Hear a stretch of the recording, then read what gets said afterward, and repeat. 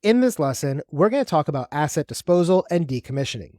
Now, an organization is going to expand and modernize its technology stack over time, and there's going to be a significant volume of data, software, hardware, and services that are accumulated, and eventually they're going to outlive their usefulness and purpose. However, we can't simply throw away these assets in the trash. Instead, we need to have a proper procedure in place to ensure that data security, regulatory compliance, and efficient use of resources is occurring. To help us with this, the National Institute of Standards and Technology created a document known as the Special Publication 800-88, which is commonly referred to as the Guidelines for Media Sanitization. Now, these guidelines provide our organizations with guidance on how to conduct sanitization, destruction, and certification for our asset disposal and decommissioning processes. Now, first, we have sanitization. Sanitization refers to the thorough process of making data inaccessible and irretrievable from a storage medium using traditional forensic techniques. Now, whether the data is stored on a hard drive, solid-state device, memory card, or other type of storage device, sanitization is going to be used to ensure that it completely is removed so that it is impervious to recovery, even with some advanced forensic techniques. Common methods employed in sanitization include overwriting your data multiple times, degaussing the storage medium, or employing encryption techniques. Our primary objective with sanitization is to protect sensitive information from unauthorized access, especially when disposing of or repurposing a storage device. Now, one of our sanitization techniques that we commonly use is to overwrite data multiple times. Overwriting data multiple times involves replacing the existing data on a storage device with a random series of information to ensure that the original data is going to be obscured if anybody tries to recover it using forensic techniques.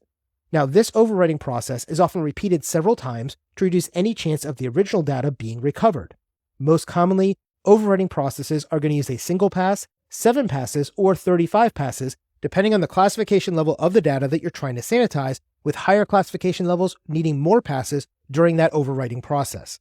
Now, the logic behind this method is that each overwrite is going to make it increasingly more difficult for potential adversaries to retrieve any meaningful data using forensic tools or techniques.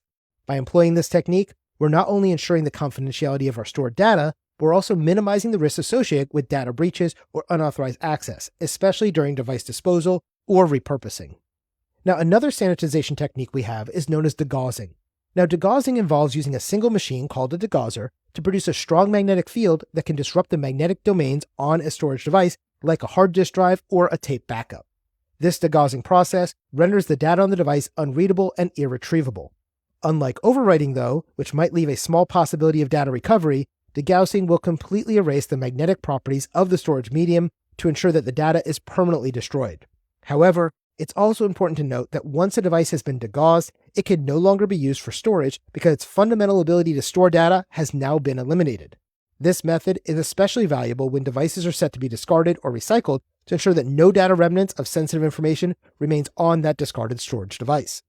Now, secure erase is our third method. And secure erase is another sanitization technique that used to be very popular, and it was a precursor to the newer cryptographic erase technique that you're going to learn about.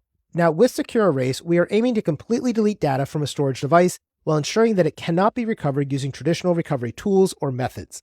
This method is typically going to be implemented at the firmware level of a storage device, like a solid-state device or a hard disk drive. When the secure erase command is issued, the storage device's built-in erasure routine is going to be activated, and it's going to purge all the data blocks to make the data irretrievable from that device.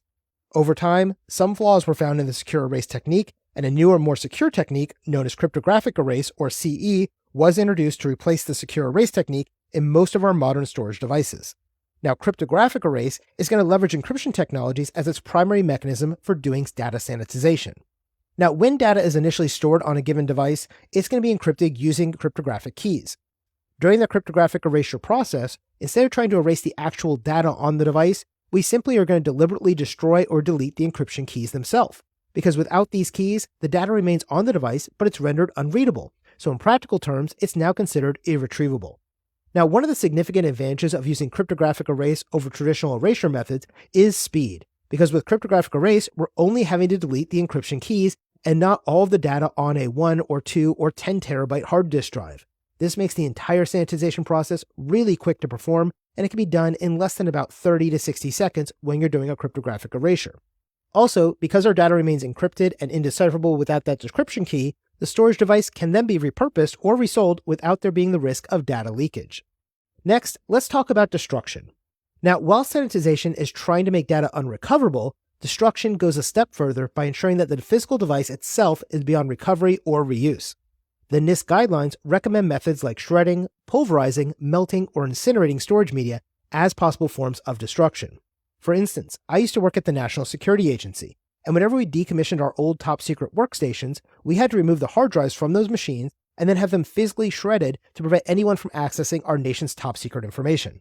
So, if you're working in a high-security environment that includes secret or top-secret data, usually data sanitization will not be considered secure enough for this kind of high-security environment, and instead, we're going to use a data destruction technique like shredding, pulverizing, melting, or incinerating the storage device that is going to be used instead, depending on the type of media and the nature of data that it once held. Now, once the data has been sanitized or the storage device has been destroyed, we want to document that the asset disposal or destruction has been completed by following a certification process. According to the NIST standards, certification is an act of proof that the data or hardware has been securely disposed of. The certification can be especially important for organizations who must comply with strict regulatory controls or those organizations that handle particularly sensitive data, such as top-secret government data, financial information, or health records contained on your systems. With certification, we are not merely focused on the sanitization or destruction of the data, but we also want to ensure that we can provide evidence that our organization is taking its data security posture very seriously by creating an audit log of the sanitization, disposal, or destruction process for a given data set. Now, when it comes to data, every piece of data has what's known as a life cycle, and that life cycle begins when the data is first created, and it ends when the data is being disposed of or destroyed. For this reason, it's important to consider your data retention requirements when you're developing your asset disposal and destruction policies. Now, data retention isn't about hoarding every piece of data indefinitely, but instead, we are focused on strategically deciding on what to keep and for how long. The data lifecycle is going to encompass stages from data creation, data processing, data archiving, and the eventual data destruction. But why should we retain data in the first place? Why not just delete everything when you no longer need to use it? Well, there's several reasons that might require us to retain data. Regulatory requirements, for example, might mandate that certain types of data, like financial transactions or medical records, be preserved for a specific period of time. Additionally, retained data could be valuable if your organization needs to be able to conduct historical analysis, trend prediction, or even to resolve some disputes. However, retaining everything is simply not feasible, nor is it advisable. Storing vast amounts of data comes with a cost in terms of tangible things like server costs and storage costs, as well as intangible costs like increasing the complexity of your data and your system management. Additionally, the more data that your organization retains, the larger a target your data is going to become for a cyber threat actor. Personally, I like to think about this mantra when I'm developing my data retention policies within my organizations. The more you store, the more you must secure. So why don't we just retain everything? Well, even though storage costs have been reduced over the years, it's still a pretty significant expense when you try to keep everything, especially for larger organizations who store petabytes of data. Moreover, storing data indefinitely can lead to clutter that makes data retrieval and analysis much more cumbersome and time-consuming. Another often overlooked aspect is data protection. Every piece of data, no matter how trivial, needs to be protected from potential data breaches. The more data you have, the more expansive your security measures are going to need to be, and this in turn translates into higher costs and the need to make additional resource allocations. So remember, asset disposal and decommissioning is an important process that must be considered so your assets can be properly handled throughout their entire lifecycle, especially during retirement and disposal. By following standardized procedures like the guidelines presented by the National Institute of Standards and Technology, we can ensure that we're not just in compliance, but we're also helping to increase our peace of mind. Our end goal here is clear. Dispose of assets securely, retain data judiciously, and ensure the integrity and reputation of our organizations remain untarnished.